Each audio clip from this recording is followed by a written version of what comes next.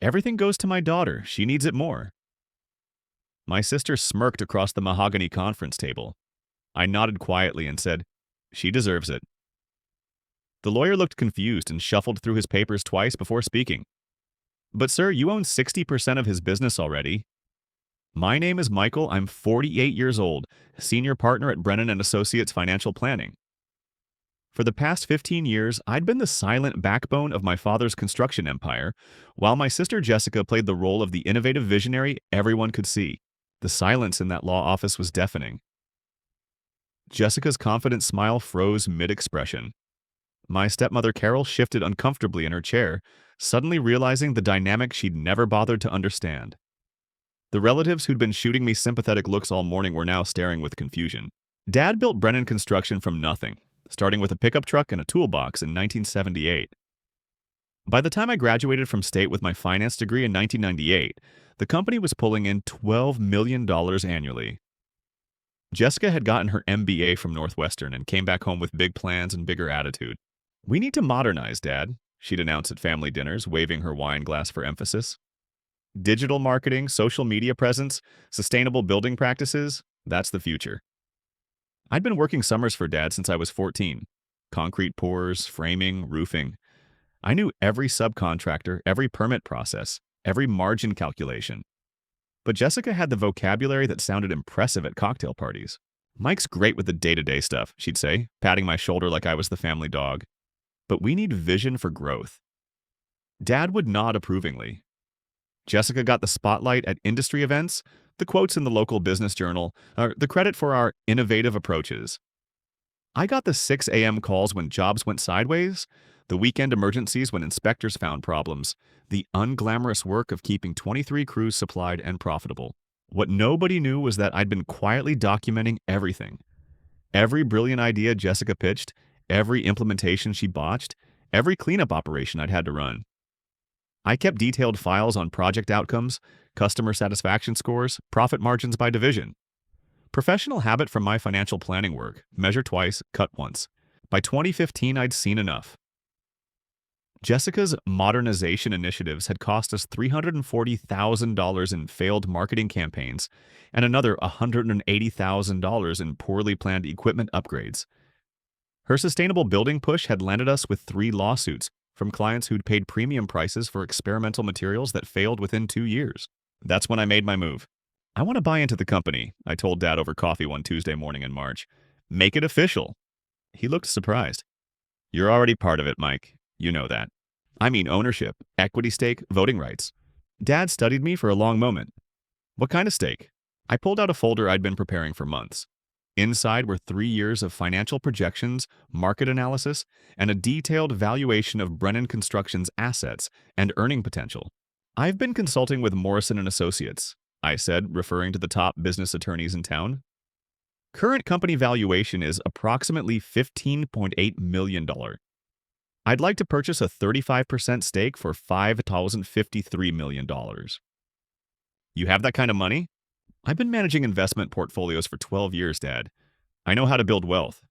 What I didn't tell him was that I'd been preparing for this moment since Jessica's first disastrous quarter as VP of Innovation. I diversified my financial planning business, built relationships with private equity contacts, and maintained a cash position specifically for opportunities like this. The paperwork took 4 months to finalize.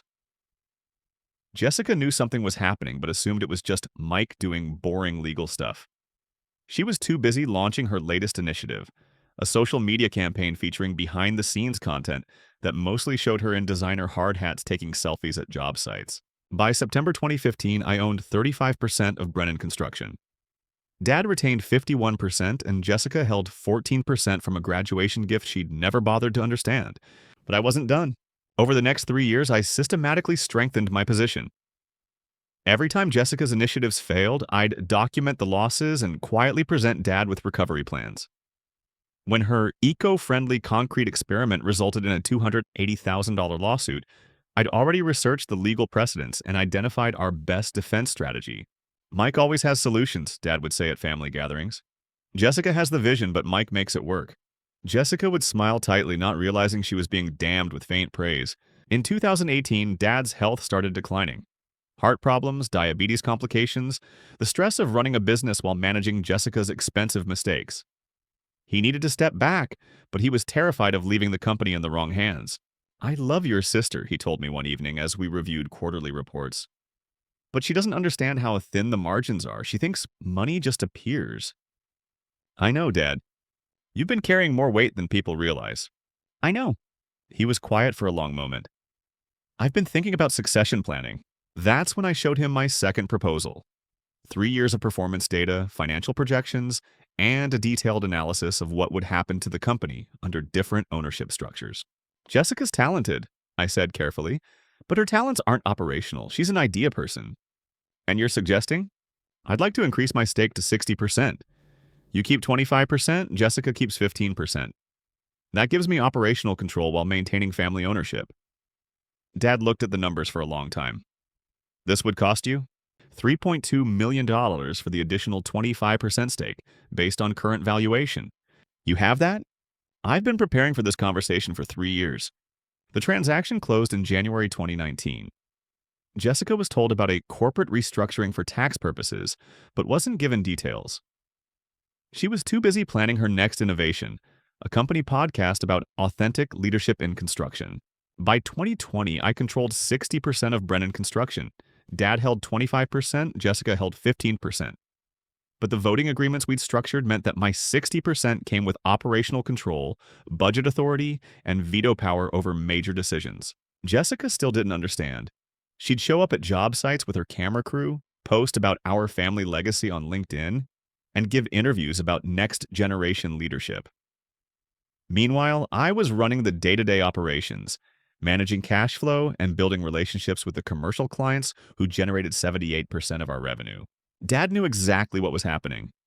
During his final year, as his health deteriorated, he'd pull me aside after family dinners. "You've been protecting this company for 20 years, he'd say. "Jessica thinks she's been helping, but you've been doing the real work." "She means well, Dad." Meaning well doesn't pay the bills or protect jobs. When Dad died in March 2023, Jessica immediately started talking about her vision for the future. She scheduled meetings with innovation consultants, talked about disrupting the construction industry, and made it clear she expected to inherit control of the company. "It's my birthright," she told our stepmother, Carol. Dad always said I had the entrepreneurial spirit. Carol, who'd married Dad in 2010 and never bothered to understand his business, nodded sympathetically. "You're right, dear. Mike's just Mike. He's good at the technical stuff, but you're the leader." The law office of Patterson, Morrison and Associates occupied the top floor of the Meridian building downtown. Mahogany paneling, leather chairs, and windows overlooking the river. Old-school professional atmosphere that commanded respect. Jessica arrived 15 minutes late, dressed in a black designer suit that probably cost more than most people's monthly mortgage. She'd been crying. Genuine grief mixed with anticipation of her inheritance. "Sorry I'm late," she said, settling into the chair across from me. "Traffic was crazy." Carol sat beside her, wearing the expression of someone attending a coronation. Various relatives filled the other chairs. Dad's brother Tom, our cousin Sarah, Jessica's husband Brad, who'd been rehearsing his supportive spouse of a business leader routine. Attorney Morrison, a thin man with silver hair and 40 years of experience, opened the thick folder containing Dad's will. "Before we begin, I want to make sure everyone understands that this is a complex estate with multiple assets and corporate structures." Jessica nodded impatiently. "Let's just get to it." "Very well. The residential property at 2847 Elm Street, currently valued at $340,000, goes to Jessica Brennan Collins." Jessica smiled. That was Dad's house, the one she'd grown up in. The vacation property in Traverse City, valued at $180,000, also goes to Jessica. Another smile. She'd always loved the lake house. The investment portfolio, currently valued at $1.2 million, goes to Jessica. The cash assets totaling $890,000 go to Jessica. The life insurance proceeds $500,000 go to Jessica. Jessica's smile was now radiant. Carol was practically glowing. The relatives were nodding approvingly. Clearly, Dad had made the right choice. Morrison paused, looking directly at me. "Michael, your father has left you his collection of construction manuals and his tools." I nodded. "That's perfect. I'll treasure them." Jessica actually laughed. "That's so typical, Dad. Give Mike the practical stuff." "However," Morrison continued, "there is the matter of Brennan Construction." The room fell silent. This was the big moment. The will states that Jessica should receive the company because, quote, she needs it more than Michael, and she deserves the opportunity to build something meaningful. Jessica's smile could have powered the building. Carol reached over and squeezed her hand. Even Brad looked pleased with himself. However, Morrison said again, his voice carrying a note of professional confusion, there appears to be some complexity here. He opened a second folder. Michael, can you help me understand something? According to the corporate filings I have here, you currently own 60% of Brennan Construction. Your father owned 25% and Jessica owns 15%. The silence was absolute. I'm not sure I understand, Jessica said slowly. Morrison looked at his papers again. The will addresses your father's 25% stake in the company. That goes to Jessica, giving her a total of 40%. But Michael, you already own the majority position. Jessica's face went from confusion to shock to something approaching panic. That's impossible. I'm the one who... Dad always said... When did this happen? Carol demanded. I opened my own folder, the one I'd been carrying for 4 years. The initial purchase was in 2015. I bought 35% for $553 million. The additional 25% was acquired in 2019 for $3.2 million. You bought it? Jessica's voice was barely a whisper. Dad and I agreed it was the best structure for the company's future. But I'm the one with the vision. I'm the one who... Jessica, I said gently, you're incredibly talented. You have great ideas and genuine passion for innovation. But Dad was worried about operational stability. Morrison was flipping through documents. It appears your father structured this very carefully. Michael, you have operational control, budget authority, and voting rights. Jessica, you'll inherit your father's 25% stake, but it comes with restrictions. What kind of restrictions? No operational involvement without majority approval. No budget authority over $50,000. No hiring or firing authority. Jessica looked like she'd been hit by a truck. Dad wouldn't do that to me. I reached across the table and handed her a letter. He left this for you. Her hands shook as she opened it. I knew what it said because Dad had shown me a draft the month before he died. Jessica, I love you more than life itself. You have incredible energy and vision. But running a construction company requires patience, attention to detail, and understanding of how tight margins really are. I've watched Mike handle crisis after crisis, manage difficult clients, and keep our people employed during tough times. He's earned the right to lead, but I want you to have financial security and the freedom to pursue your passions. The inheritance I'm leaving you is enough to start any business you want, or simply live comfortably. Let Mike handle the day-to-day operations. Focus on what you do best, inspiring people and creating new possibilities. Jessica read the letter twice, tears streaming down her face. When she looked up, her expression had changed from anger to something like understanding. How long have you known? She asked. About the will? Dad told me his general plans last year about the ownership structure. I've been building it for 8 years. Why didn't you tell me? I chose my words carefully. Because you needed to focus on your strengths. When you're not worrying about payroll and insurance and equipment maintenance, you come up with brilliant ideas. Some of your concepts have been genuinely innovative. It was true. Jessica's sustainable building initiatives had been poorly implemented, but the underlying concepts were sound. Her social media strategies had been expensive, but they'd raised our profile in the residential market. She just couldn't execute at the operational level. What happens now? She asked. Now you have $3.1 million in cash and property, plus a 40% stake in a company that's worth approximately $22 million. Your shares pay dividends. You can focus on innovation and strategy without worrying about the day-to-day operations. Morrison nodded approvingly. It's actually quite elegant. Jessica, you have significant financial security plus ongoing income from the business. Michael, you have operational control. Your father structured this to play to both of your strengths. Jessica was quiet for a long moment. I always thought Dad favored me. He did, I said. He protected you from the parts of the business that would have frustrated you. He let you focus on big-picture thinking while I handled the details. Carol, who'd been silent throughout this revelation, finally spoke. So Mike was never the underdog? No, I said, I was the incumbent. I just didn't need anyone to know it. 6 months after the will reading, Jessica used her inheritance to launch a consulting firm specializing in sustainable construction practices.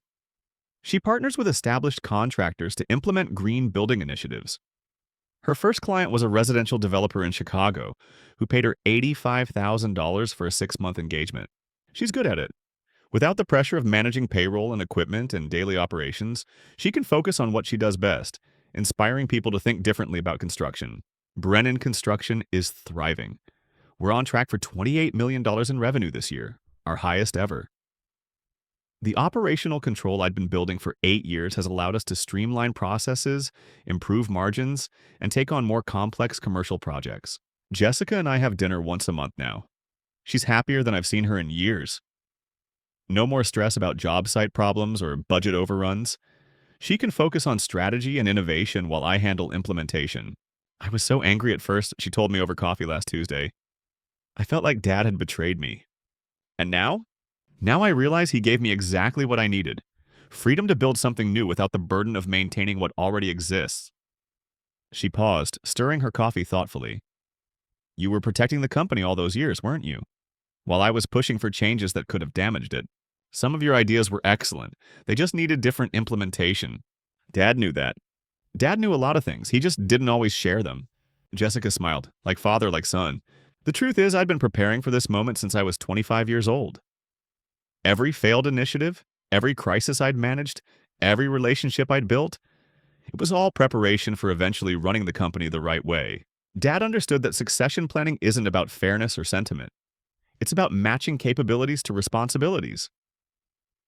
Jessica has the vision and charisma for innovation consulting. I have the operational expertise for running a construction business. The will reading just made official what had been true for years. Competence eventually reveals itself, and patient preparation always pays off. Building something that lasts, whether it's a company, a reputation, or a family legacy, requires understanding that not all contributions are visible. Some of the most important work happens in the background, documented in spreadsheets and filing cabinets and quiet conversations with attorneys. Jessica deserved her inheritance. She also deserved the freedom to use her talents without the weight of operational responsibility. I deserved operational control. I'd earned it through 15 years of 6 a.m. phone calls, weekend emergencies, and the unglamorous work of keeping 23 crews employed and profitable. Dad structured it perfectly. Everyone got what they needed, even if it wasn't what they expected. That's the difference between having a vision and building something that lasts. Vision is inspiration. Building is perspiration, documentation, and the patience to spend 8 years quietly acquiring the position you need to protect what matters. The mahogany conference table, the leather chairs, the attorney's confused expression. That was just the moment when everyone else finally understood what Dad and I had known for years. Competence doesn't need to announce itself. It just needs to be ready when the moment comes. Subscribe if you agree.